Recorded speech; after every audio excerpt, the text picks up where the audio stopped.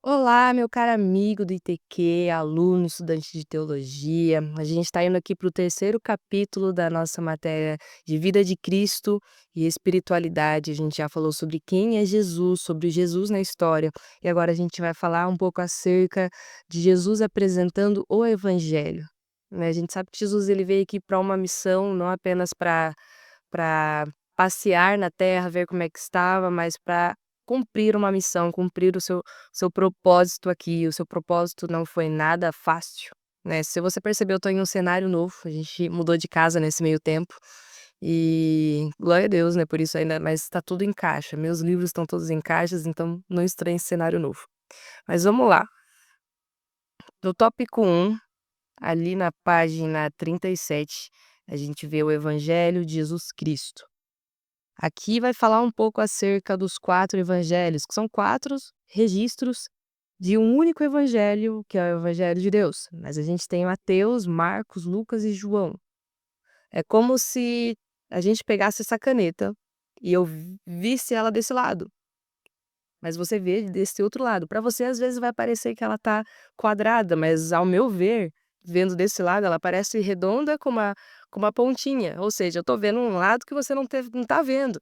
No Evangelho de Jesus, nos 4 evangelhos, a gente tem a mesma situação, onde cada um vê o evangelho em um ângulo diferente, contendo, assim, às vezes, mais detalhes em um que não tem em outro. A gente vê até na história do endemoniado de Gadareno, que quando eles chegam em Gadara, em um evangelho vai dizer que tem 2 endemoniados, em outro vai dizer apenas que tem um endemoniado. A gente vê isso acerca do suicídio de Judas.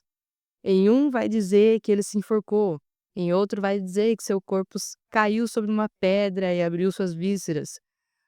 Eles estão errados? Nenhum está errado, mas cada um foca em um detalhe, né. Tanto que acerca do suicídio de Judas, histórias dizem que ele se enforcou e a a árvore onde ele estava enforcado não suportou seu peso, sendo assim ele caiu sobre a pedra, e aí tudo se complementa, sabe.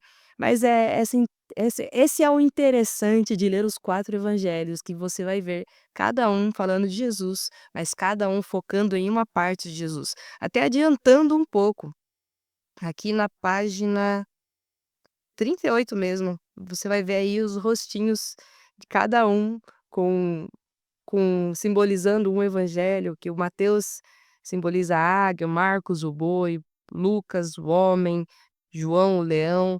Esses símbolos estão nos nossos rostos da nossa igreja, né, quando a gente vai estudar a doutrina da Igreja do Evangelho Quadrangular, que provavelmente você já deve ter estudado esse ano. Mas ali você vai entender mais especificamente o porquê cada um significa isso, mas é porque cada um via Jesus em um ângulo diferente e esboçava isso. Mas vamos lá. O mundo em trevas aguardava ansiosamente a vinda do Messias, porquanto no Antigo Testamento não havia uma redenção pessoal, mas Deus salvava a nação. O mundo já estava necessitando de um salvador, não somente para a nação, não somente de um sacerdote que fazia o sacrifício para perdão de pecados, mas cada um estava precisando da sua redenção pessoal, e já era do plano de Deus, e assim o Messias veio para não salvar apenas um povo, mas salvar a mim e a você pessoalmente, uma coisa muito mais pessoal do que antes. No pontinho 2 aí, a gente vê as boas novas, o plano de salvação. O Evangelho não consiste em um novo plano de salvação. Na verdade, trata-se da concretização do plano de Deus para a salvação da humanidade. Aqui diz que teve seu início na Terra Prometida, mas eu arrisco dizer que teve o seu, o seu início, esse plano de salvação, esse plano de redenção, teve seu início na entrada do pecado. Lá em Gênesis 3, quando você pega para ler, quando Deus ele distribui maldições, a porta abrindo aqui sozinha. Quando Deus distribui maldições para o homem, para a mulher, para a serpente, a gente vê ali que uma das maldições da mulher, da serpente, Deus já estava falando acerca da vinda de Jesus Cristo, que era que o descendente da mulher viria e pisaria na cabeça da serpente. Ele fala para a serpente assim: o descendente dela, descendente da mulher, não o descendente do homem, viraria e pisaria na cabeça da serpente, que naquele momento estava simbolizando o diabo. Então a gente já vê o início do plano de Deus de salvação, de redenção do homem, que era o seu filho, o descendente de uma mulher, vir e pisar na cabeça do diabo, simbolizando ali o fim do poder do pecado sobre nós. E vamos lá. O seu cumprimento perfeito em Jesus e sua aplicação contínua em andamento através do poder do Espírito Santo de Deus atuando na sua igreja, né? Só foi um complemento. O evangelho é muito apropriadamente definido como é a ação redentora de Deus em seu Filho Jesus, uma chamada à fé nele.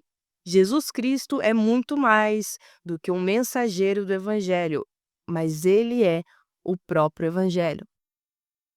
Estudando um pouco, até mais para frente eu ia falar isso, mas eu já vou falar um pouco já. O evangelho ele significa boa notícia, boas novas. E essa frase de ele ser a boa notícia, ele ser o próprio evangelho, é muito marcante.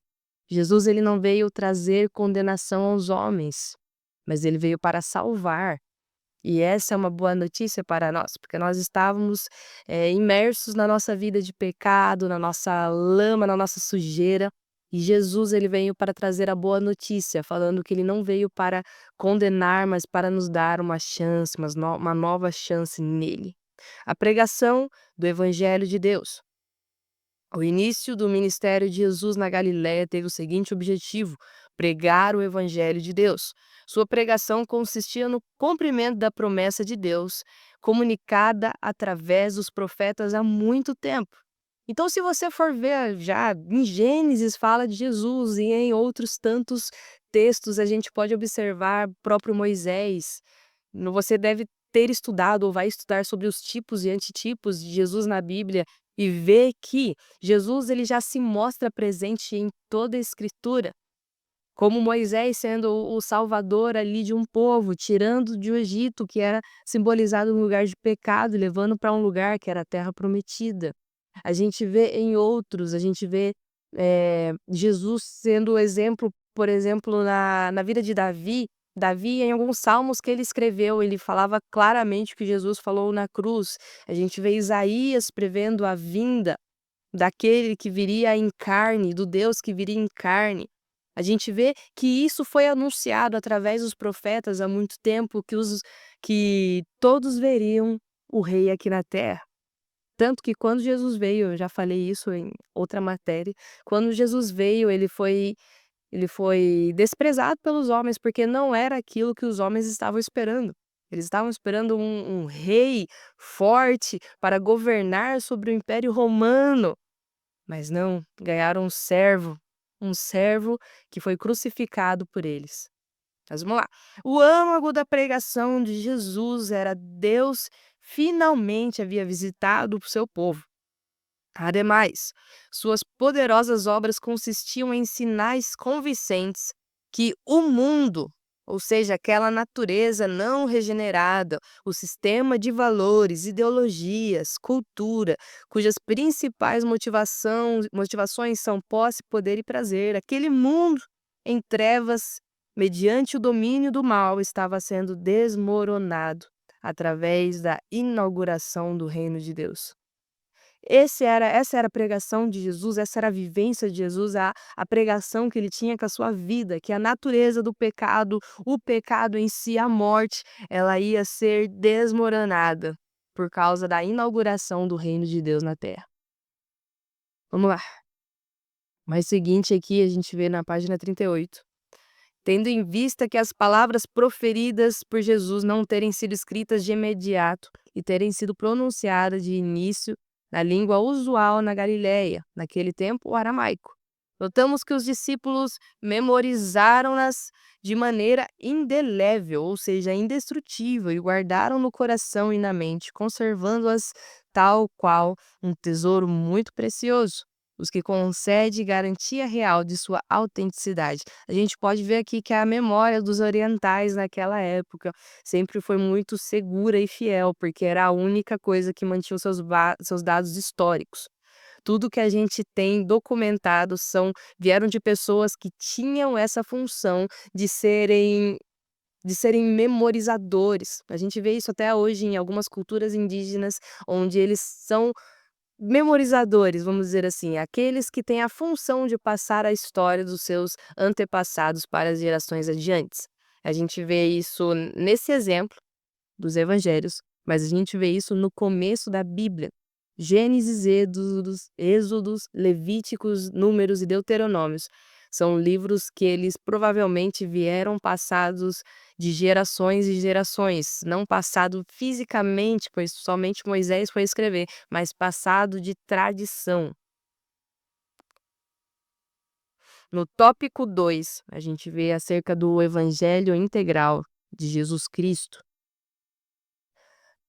Aqui nessa parte de introdução, o evangelho de hoje não é boas novas.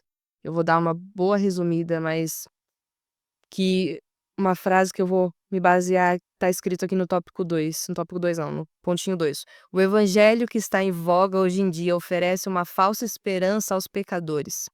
Promete-lhes que terão a vida eterna, apesar de continuarem a viver em rebeldia contra Deus. Hoje nós vivemos, infelizmente, eh, em uma sociedade onde tem se pregado coisas falsas a respeito do evangelho. A gente vê igrejas lotadas de pecado, não apenas daqueles que são novos ali, mas daqueles que estão até em cima de seus altares e totalmente sem temor nenhum, porque foi se pregado algo a respeito de uma graça barata. E o testemunho das nossas igrejas estão sendo colocado em xeque. Por quê? Porque não se passa nenhuma credibilidade, não se passa nenhuma vontade, às vezes, de alguém vir conhecer Jesus, porque tem a plena noção que não vai ter a vida transformada ali. Mas então a gente vê o que é evangelho. Você pode ler aí no ponto 3, mas eu queria falar a minha interpretação acerca do que é evangelho. O evangelho, assim como eu disse no começo, ele trata acerca de boas notícias, boas novas. Não é uma boa notícia para aquele que quer continuar no pecado, mas é uma boa notícia para aquele que entende que o pecado na sua vida é uma sujeira, é algo ruim. Quando a gente estuda um pouco do contexto histórico na época, a gente vê que a própria palavra evangelista não era uma palavra cristã. Jesus ele trouxe dos moldes históricos da época, mas ele não nasceu em uma igreja, esse termo evangelista.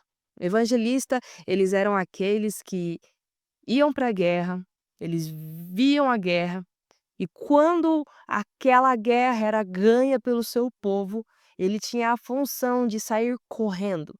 E ele saía correndo para anunciar na cidade que eles tinham ganhado. Então eles saíam gritando assim: boas notícias, nós vencemos. Boas notícias, nós vencemos a batalha. Essa era a função deles. Então, desde sempre, quando Jesus ele traz esse termo de evangelho, ele traz com essa menção de nós sermos evangelistas, de gritarmos por aí vendo que Jesus venceu. Falando Jesus venceu, boa notícia, nós não seremos mais culpados pelo nosso pecado, mas a culpa que estava sobre nós caiu sobre ele. Pelas suas pisaduras nós fomos sarados. Nós não precisamos ver uma vida na lama, eh, fazendo aquilo que desagrada a Deus e aquilo que dói ao nosso coração, mas através do poder que ressuscitou Jesus dos mortos, que habita hoje em nós, nós podemos ter o poder de abandonar o pecado e ter uma vida eterna e vida abundante. Essa é a boa notícia, essa é a boa nova. Jesus ele veio para salvar e não para condenar. Essa é a boa notícia, essa é a boa nova. O fato é que a essência do evangelho segundo Jesus Cristo não carrega uma complexidade. A essência do Evangelho de Jesus é simples, pois está retratada na pessoa do Jesus histórico. E não é um personagem enigmático, Jesus é real. Sua personalidade não é difícil de ser estudada. Suas ações e reações são surpreendentes, mas imitáveis. O que é evangelho integral? O evangelho integral, vou dar uma boa resumida aqui para você também, mas você pode ler. Fala a respeito de um evangelho que ele não vai ser apenas a graça de Jesus ali na sua igreja, porque nós não estamos aqui para isso, né. Se você já é aqui um estudante de teologia, você sabe muito bem que existe algo mais. Existe algo mais que não está somente nas nossas igrejas, mas está na nossa vida cotidiana, que é o evangelho de Cristo em nós. Cristo em nós, Cristo em vós, é a esperança da glória. A maneira digna do evangelho de Cristo é viver como Cristo viveu. Ele veio também para ser um exemplo, para cumprir o seu chamado, mas veio também para ser imitado. Quando o evangelho ele atinge não somente a nossa vida em igreja, mas atinge a nossa vida em total, a gente começa a viver uma vida plena em Cristo, onde as nossas ações são baseadas no que Jesus faria, e assim podemos ver que em qualquer área familiar, área financeira, nós não temos a dificuldade de entregar para Deus, né. Muitas vezes, a gente tem até dificuldade de entender acerca do dízimo, perguntando: "Nossa, como que Deus pode querer o meu dinheiro?". Deus não quer o seu dinheiro, Deus não quer 10% de você, do seu dinheiro, Ele quer 100% do seu coração. Talvez o dinheiro ali pode simbolizar uma área que a gente tem que começar a abrir a nossa mente para ver que o nosso coração muitas vezes está mais no nosso dinheiro do que em Deus, a nossa confiança às vezes está mais no dinheiro do que em Deus. Ou seja, Deus não quer uma partezinha de você. Deus não quer uma pequena parte da sua vida sentimental, uma pequena parte da sua vida espiritual, Ele quer você por completo. E Ele quer demonstrar que está aí na sua vida por completo também. Ganhando consciência da missão da igreja com base no Evangelho integral, no ponto 5. Aqui fala da falta de equilíbrio quanto à visão do Evangelho integral e da missão integral da igreja tem gerado na história da igreja. São 2 extremos. O primeiro restringe o evangelho, não apenas nas questões espirituais, esquecendo que restringe o evangelho apenas às questões espirituais, esquecendo que o homem ainda vive no mundo. Ou seja, é uma igreja que prega que se você faltar em um culto, você está desviado, entendeu? É uma igreja que se não for em tal evento, você também está desviado. Por quê? Porque a sua vida tem que ser a igreja. Sua vida tem que ser o mundo espiritual, você tem que andar nas nuvens, entendeu? Usar um coque também, de preferência e etcétera. Mas o segundo produz o chamado evangelho social, onde predomina a preocupação com as injustiças, a pobreza, os desvaneios, não sei, sociais, em detrimento da espiritualidade. Ou seja, é uma tentativa mais de mobilizar a comunidade por lutar os seus direitos e não vive uma questão de espiritualidade. Nós temos que estar no equilíbrio. Nós temos que sim ser pessoas espirituais e temos que sim também entender a nossa vida na sociedade. Seguindo aqui, a gente tem o tópico 3, o tema central do Evangelho de Cristo. O tema central do Evangelho de Cristo, resumidamente, é o reino de Deus. Reino de Deus é o centro da mensagem de todo o Novo Testamento. Esse foi o cerne dos ensinamentos que foi anunciado já em João Batista. Se arrependei-vos, pois é chegado o reino de Deus. Aí a gente tem alguns textos, alguns termos. Tem o tópico 4 que eu já vou dar uma boa pulada, o conteúdo básico do Evangelho segundo Jesus. Eu vou ler somente um pouco, tá, que não é uma coisa que eu preciso explicar muito, se você quiser ler, leia, mas até para autoatividade eu vou estar ajudando você hoje, tá. Mas aqui no ponto 3 aqui, bem no bem antes de anotações, só para a gente concluir o capítulo. Existem muitas razões pelas quais precisamos ter essa certeza. Se Deus quer que tenhamos e gozemos a vida eterna agora, o que Jesus inegavelmente ensinou, então Ele também deve querer que saibamos que a recebemos. Afinal, não podemos gozar coisa alguma que não sabemos se temos.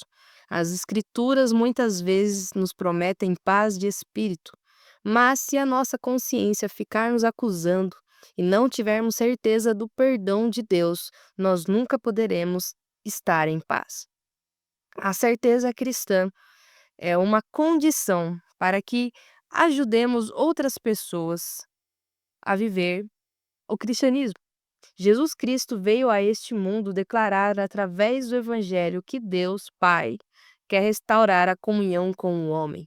Ou seja, não basta a gente aprender tudo o que a gente tem aprendido durante esses dias. Não basta eu te falar a respeito das boas novas. Se em nós não haver uma transformação pessoal e até muitas vezes mental, o diabo constantemente vai lançar na nossa mente incertezas, inseguranças, né? Muitos ainda não têm certeza se são salvos ou não. Mas saiba que se você cumpre aquilo de crer, ser batizado, crer a ponto de mudar, transformar a sua vida, crer no Evangelho de Jesus, trazer o reino de Deus aqui na terra, você não precisa ter dúvidas, porque você já foi aceito por Ele, você já foi escolhido por Ele. Então, viva a sua vida em paz, em comunhão com Deus. Muitas vezes a culpa ela tem afastado muitas pessoas, muito mais do que o pecado. Às vezes, quando a gente peca, a gente tem algumas opções, duas opções, ou se afastar de Deus completamente ou correr para os braços dele. Então saiba que nos braços dele você tem acesso à graça. Em Hebreus vai falar para você se aproximar com confiança do trono da graça, onde você receberá misericórdia e graça no dia da necessidade. Então saiba, como eu disse, Jesus não está aqui para te condenar o seu pecado, mas ele veio para te abraçar e tirar o pecado de você. Primeiro, Jesus ele te tira do pecado, depois ele tira o pecado de você. Então, quando for pregar, pregue isso. Pregue a respeito da graça e do evangelho de Jesus Cristo.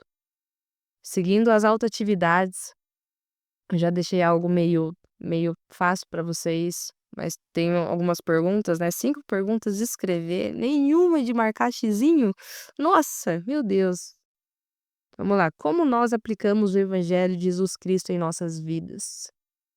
Acredito que através da nossa vivência integral do evangelho, né, assim como a gente estudou, não apenas em termos espirituais, de salvação de alma, mas também se preocupar em questões sociais, mostrar amor na prática, mostrar que você é realmente um cristão integral e genuíno. E como demonstramos, a pergunta número 2 aí, como demonstramos que cremos realmente na pregação de Jesus? Eu te pergunto, como que você demonstra que você acredita em um conselho meu? Colocando ele em prática. E é a mesma coisa aqui. Nós demonstramos quando colocamos em prática cada ensinamento de Jesus Cristo, quando temos comunhão com Deus, quando manifestamos o Evangelho. Pergunta 3. Qual é o tema básico da pregação de Jesus? Qual que é o tema central? O reino de Deus, que inclui a salvação do mundo e a reconciliação com o ser humano. Pergunta 4. Explique o senhorio de Jesus Cristo. A gente foi um pouco das partes que a gente pulou, mas uma coisa que já foi falada antes, ele se apresentou como servo, ele manifestou seus sinais, curando demônios não, curando enfermos, expulsando demônios, pregando integralmente e por meio da sua morte na cruz, ele restaurou a comunhão entre Deus e a humanidade, assim ele se fez Senhor sobre tudo. Pergunta 5. O evangelho de Jesus Cristo não é negociável. Por quê? Assim como a gente entendeu na parte do evangelho integral, né, a gente entende que também exige uma aceitação total. Ele é o único e suficiente Salvador e não há meio termo. Não há meio termo entre seguir Jesus e permanecer numa vida pecaminosa. Não há meio termo entre seguir Jesus e permanecer no mundo. Nós temos que escolher e seguir e ter a certeza e falar assim: "Não, eu não negocio isso por nada".